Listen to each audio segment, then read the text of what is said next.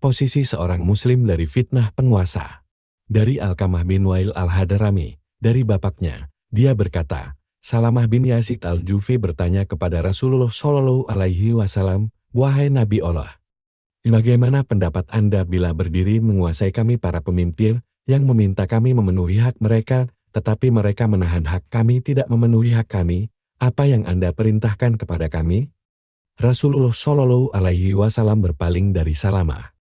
Kemudian Salamah bertanya lagi kepada beliau. Beliau berpaling lagi darinya. Kemudian Salamah bertanya kepada beliau untuk kedua kalinya, atau ketiga kalinya. Asy'as bin Qais menarik tubuh Salamah. Rasulullah bersabda, "Kalian dengarkan dan taati perintah para pemimpin itu. Mereka hanya bertanggung jawab atas dosa mereka, dan kalian juga hanya bertanggung jawab atas dosa kalian." Sahih Muslim dalam kitab Al-Imarah, hadits No. tahun 1846. Dari Ummu Salamah radhiyallahu anha, Rasulullah Shallallahu Alaihi Wasallam bersabda, akan ada para pemimpin yang kalian mengenali perbuatan mereka, tetapi kalian mengingkarinya. Barang siapa yang mengetahui kemungkarannya, hendaknya dia berlepas diri. Barang siapa yang mengingkari maka dia selamat. Akan tetapi orang yang rela dan mengikuti mereka itulah yang celaka. Para sahabat bertanya, bolehkah kami memerangi mereka? Beliau menjawab, tidak boleh, selagi mereka masih mengerjakan salat. Sahih Muslim dalam kitab Al-Imarah, hadits No. tahun 1854.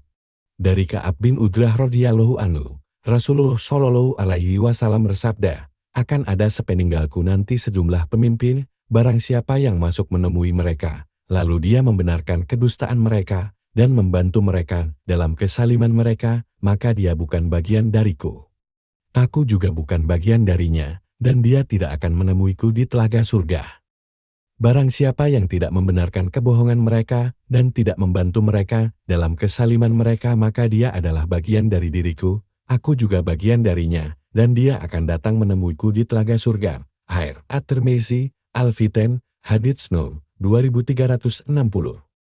Dari Abu Dzar radhiyallahu anhu, Rasulullah Shallallahu Alaihi Wasallam bersabda, sesungguhnya akan ada sesudahku beberapa pemimpin yang mematikan salat, maka kerjakanlah salat pada waktunya. Jika kamu mengerjakan salat pada waktunya maka itu menjadi kebaikan tambahan untukmu. Jika tidak maka kamu sudah menjaga salatmu. Sahih Muslim. Kami katakan, kumpulan hadits Nabi Shallallahu Alaihi Wasallam ini memuat petunjuk beliau yang terpenting, khususnya yang berkaitan dengan fitnah penguasa, sekaligus merupakan petunjuk untuk menyelamatkan diri dari fitnah tersebut, yang dapat kita perincikan sebagai berikut. Petunjuk pertama, tidak membenarkan penguasa dalam kedustaan dan kelakuan mereka yang batil. Petunjuk kedua, tidak membantu mereka melakukan kesalima terhadap orang lain dalam bentuk bantuan apapun. Petunjuk ketiga, tidak ridha atau mengikuti penguasa dalam kemungkarannya. Petunjuk keempat, membatasi diri dalam pengingkaran hanya dengan lisan, yakni mengingkari keburukan penguasa itu dengan bijaksana, sehingga tidak mengakibatkan malapetaka atau fitnah yang lebih besar daripada perkara yang diingkari. Petunjuk kelima, bersabar dalam menghadapi kesaliman penguasa, tidak terseret dengan ajakan orang-orang yang mengajak untuk memeranginya bagaimanapun dahsyatnya kesaliman penguasa itu. Inilah petunjuk keselamatan yang paling jelas yang diterangkan oleh Nabi Shallallahu Alaihi Wasallam apabila umat ini diuji dengan penguasa-penguasa yang salim. Barangkali yang paling penting dan paling banyak masalahnya dalam pandangan orang adalah petunjuk yang terakhir. Mungkin saja mereka akan heran dan berkata, selagi penguasa itu salim dan kesaliman yaitu jelas terlihat oleh seluruh rakyat, mengapa kita tidak keluar saja memeranginya dan menghunuskan pedang terhadapnya? Bukankah membiarkan tindakannya akan berakibat bertambahnya kesaliman sehingga dia lebih berani lagi untuk bertindak semakin lalim terhadap umat ini, dan ini akan mengakibatkan lebih banyak keburukan? Pertanyaan inilah yang paling sering dilontarkan oleh anak-anak muda. Pertanyaan ini akan saya jawab dengan dua jawaban. Pertama, sesungguhnya Nabi Shallallahu Alaihi Wasallam telah menetapkan definisi jihad yang paling utama dalam kaitannya dengan kelaliman pemimpin atau penguasa, yakni kalimat kebenaran di hadapan penguasa yang lalim. Berikutnya beliau juga membatasi cara mengingkari kemungkaran yang dilakukan oleh penguasa. Kedua, tidak ada satupun hadits yang diriwayatkan dari Nabi Shallallahu Alaihi Wasallam yang membolehkan kita keluar untuk memerangi penguasa atau menentang mereka dengan pedang, bagaimanapun juga tingkat kesalimannya. Hikmah yang dipetik dari wasiat ini adalah keluar menghadapi penguasa dan menentangnya dengan pedang pada umumnya justru mengakibatkan kemungkaran yang lebih besar daripada kemungkaran yang dilakukan si penguasa yang sedang diingkari tersebut.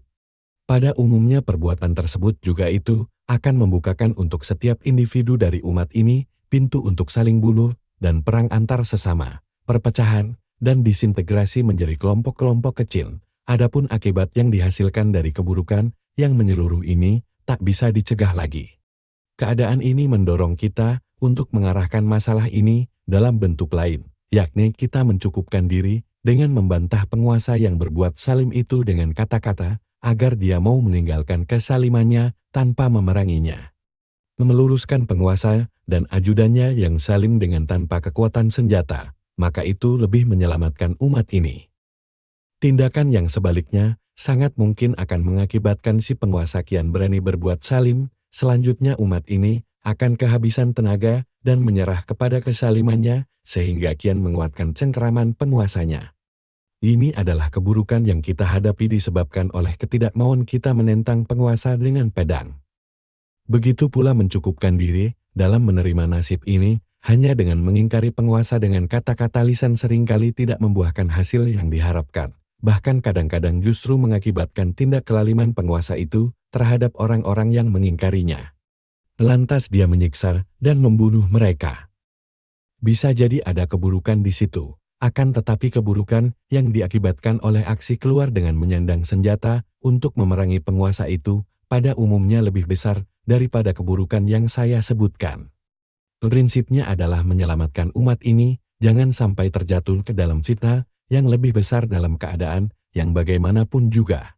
Kita setuju dengan arahan yang sudah saya sebutkan tadi dalam menghadapi masalah ini, yakni dua keburukan. Kita tidak bisa menghindar dari menjalani salah satu dari keduanya. Pertama, apakah kita memerangi penguasa dengan menghunuskan senjata yang akan mengakibatkan pertumpahan darah, perpecahan, eksploitasi orang-orang murtad dan aktor intelektual pembikin makar terhadap konflik antar sesama ini untuk melancarkan makar cerdiknya di tengah-tengah umat. Kedua, ataukah kita bersabar menghadapi penguasa dan kesalimannya, mencukupkan diri dengan dakwah bil lisan dakwah dengan kata-kata dengan tujuan mempertahankan keutuhan umat. Walau seringkali kata-kata kita tidak ada pengaruhnya sama sekali dan tak mampu mengubah kemungkaran yang dilakukan oleh penguasa. Yang paling ringan dari dua keburukan itu, pastilah yang kedua. Inilah inti yang dimaksud oleh petunjuk Nabi Shallallahu Alaihi Wasallam agar tidak sedikit pun membuka pintu aksi bersenjata melawan penguasa bagaimanapun juga tingkat kesaliman mereka. Kita membatasi tindakan kita hanya pada dakwah dengan hikmah, nasihat yang baik. Mengingkari kemungkaran itu dengan lisan, serta menjauhkan diri dari menghunuskan senjata, bagaimanapun keadaannya. Inilah intisari hikmah yang dijelaskan berdasarkan fiqh muwazanah pemahaman berimbang. Prinsip pokok bagi seorang muslim yang harus dipegang adalah mengingat bahwa syariat Islam ini seluruhnya dibangun di atas dasar menjalani madharat yang lebih ringan di antara dua madharat yang ada ahafu ada dararain. Inilah makna yang disyaratkan oleh Ibnu Taimiyah dengan perkataannya. Sesungguhnya syariat Islam ini datang dengan menghasilkan maslahat dan menyempurnakannya, menghentikan kerusakan dan meminimalisirnya. Dan syariat Islam itu menetapkan kebaikan dari dua kebaikan dan keburukan dari dua keburukan. Menghasilkan maslahat yang paling besar di antara dua maslahat yang ada dengan melewatkan yang lebih rendah maslahatnya. Serta menepis kerusakan yang paling besar di antara dua kerusakan dengan melakukan yang lebih sedikit kerusakannya, majmu fatwa. Inilah timbangan yang dipegang dalam seluruh urusan kaum muslimin, khususnya dalam masalah ini. Masalah yang sudah dijelaskan timbangannya pada sekian banyak hadits yang isinya wasiat Nabi Shallallahu Alaihi untuk bersabar dalam menghadapi kesaliman dan menghadapinya dengan cara yang paling utama, yakni kalimat kebenaran dan tidak terseret ke arah perlawanan bersenjata. Siapapun yang memperhatikan sejarah umat ini akan mendapati bahwa penggunaan kekuatan senjata untuk mengingkari penguasa itu pada umumnya mengakibatkan bahaya besar bagi umat. Semenjak masa kekhalifahan Utsman sampai Perang Jamal yang menimbulkan pengaruh mendalam pada sulbi umat ini. Sesudah itu Perang Siffin, disusul perang melawan Khawarij yang mengingkari Ali, dan Muawiyah, juga pertempuran Husain di Karbala yang menjadikannya memperoleh kesyahidan, dan seterusnya. Siapapun yang mengkaji seluruh konflik internal itu akan melihat hikmah di balik larangan mengingkari keburukan penguasa dengan kekuatan senjata. Lebih dari itu, dia juga akan dapat melihat pada seluruh konflik tersebut. Orang-orang yang memerangi penguasa dengan pedang, ataupun orang-orang yang keluar melawan penguasa dengan senjata yang bertujuan untuk mengubah kemungkaran, justru menjadikan umat Islam lainnya terperosok dalam situasi yang lebih buruk. Ibnu Qayyim al-Jauziyah berkata bahwasanya Nabi Shallallahu Alaihi Wasallam telah menetapkan syariat kepada umat beliau tentang wajibnya mengingkari kemungkaran, yang dengan pengingkaran itu akan dihasilkan kebaikan yang dicintai oleh Allah dan Rasul-Nya. Nah, apabila pengingkaran orang yang mengingkari itu mengakibatkan sesuatu yang lebih mungkar dan lebih menjadikan marah Allah dan Rasul-Nya, maka pengingkarannya itu tidak diperkenankan, sungguh Allah memarahi dan memurkai pelakunya. Contohnya seperti pengingkaran terhadap para raja dan para penguasa dengan cara memerangi mereka. Karena aksi seperti ini sebenarnya sumber segala keburukan dan fitnah sampai akhir zaman.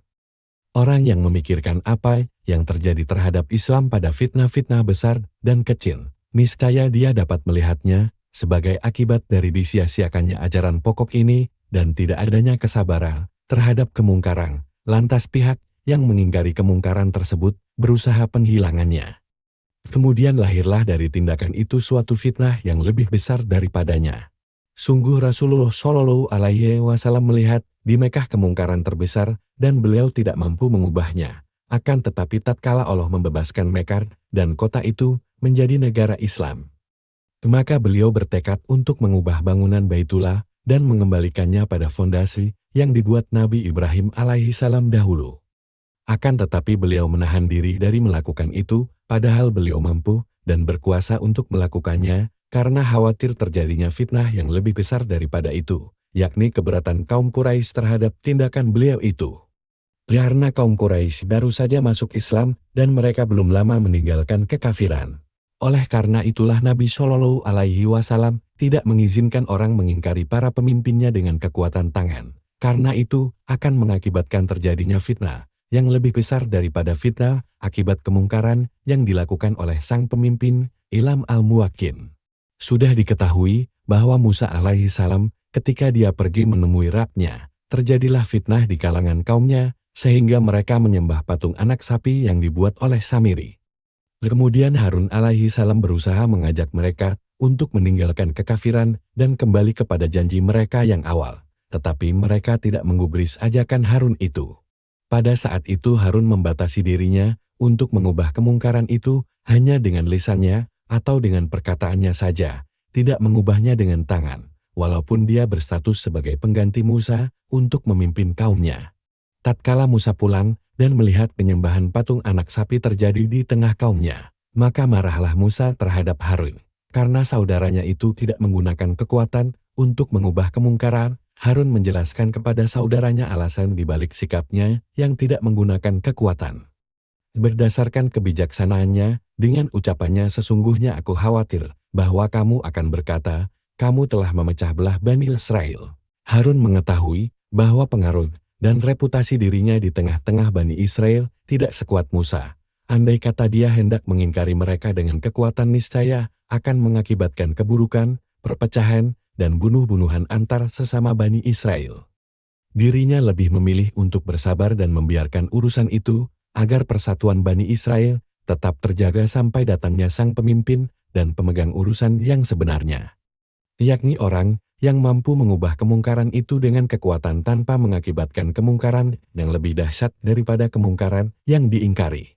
Inilah wujud sikap berimbang yang bijaksana, walaupun yang diingkari itu merupakan dosa tingkat tertinggi, yakni penyembahan anak sapi selain Allah Subhanahu wa Ta'ala. Kisah ini beserta semua dalil yang dikandungnya terjadi pada seorang nabi yang diutus oleh Allah. Alangkah baiknya bila para pemuda umat ini mau memperhatikan hikmah yang ada di dalamnya, yaitu yang berupa pelajaran dan dalil yang sangat mereka butuhkan di saat timbangan pemahaman dalam keadaan rusak. Adapun sikap tergesa-gesa kalangan pemuda, maka itu hanya didasarkan atas pandangan sekedar yang tampak yang melalaikan pandangan pertimbangan terhadap akibat yang ditimbulkan.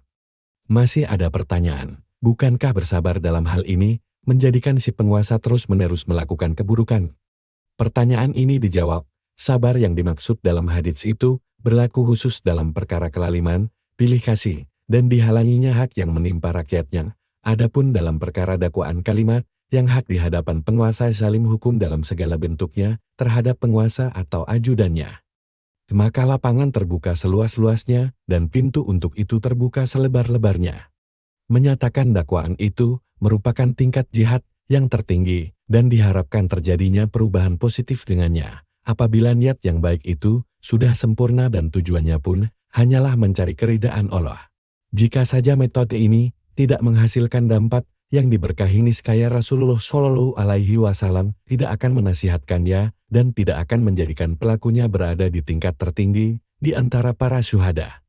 Inilah wajah hikmah dari pemilihan Nabi Shallallahu Alaihi Wasallam akan jalan ini, dan bukan jalan yang lainnya, tiada yang memahaminya kecuali orang-orang yang cerdas dan berilmu. Fitnah syubhat. Fitnah syubhat adalah sisi kedua dari fitnah FITNI, yang dimaksud dengannya adalah segala sesuatu yang bergolak di sekitar misi kerasulan, yang mengutus rasul, dan janji akhirat. Fitnah berupa keraguan, yang menjadikan seorang muslim berada di dalam kebingungan dalam menyikapi urusannya. Belum lagi, jika ditambah dengan tercampurnya kebenaran versus kebatilan, dalam perincian risalah seiring dengan realitas kaum muslimin, fitnah ini sedemikian rupa dahsyatnya, sehingga seorang muslim tidak dapat mengetahui dengan jelas wajah kebenaran pada masalah yang menghadang dirinya. Dari arah ini, dapat dikatakan bahwa fitnah syubhat itu sangat berbahaya terhadap hati seorang muslim. Allah Subhanahu wa Ta'ala berkalam, atau seperti gelap gulita di lautan yang dalam, yang diliputi oleh ombak, yang di atasnya ombak pula, di atasnya lagi awan gelap gulita yang tindih bertindih. Apabila dia mengeluarkan tangannya, tiadalah dia dapat melihatnya. Dan barang siapa yang tiada diberi cahaya petunjuk oleh Allah, tiadalah dia mempunyai cahaya sedikit pun. An-Nur 40. Kami katakan, di dalam ayat ini, terkandung isyarat terkait fitnah syubhat yang manusia dapat terjatuh ke dalamnya. Deskripsinya yang jelas ditunjukkan oleh ayat ini, orang yang terjatuh ke dalam fitnah-fitnah syubhat itu mirip dengan orang yang tenggelam di lautan yang dalam dan luas, ditampar ombak dan digulung gelombang dahsyat. Dengan kegelapan yang bertumpuk-tumpuk, sampai pada tingkatan bahwa orang yang tenggelam itu tak mampu melihat tangannya sendiri, karena sangat gelapnya suasana. Orang yang tak dapat melihat tangannya sendiri padahal itu adalah salah satu anggota tubuhnya, maka bagaimana mungkin dia akan dapat melihat jalan keselamatan? Ayat ini juga menginformasikan bahwa orang yang mencari cahaya dari selain cahaya Allah Subhanahu wa Ta'ala, maka beginilah permisalannya.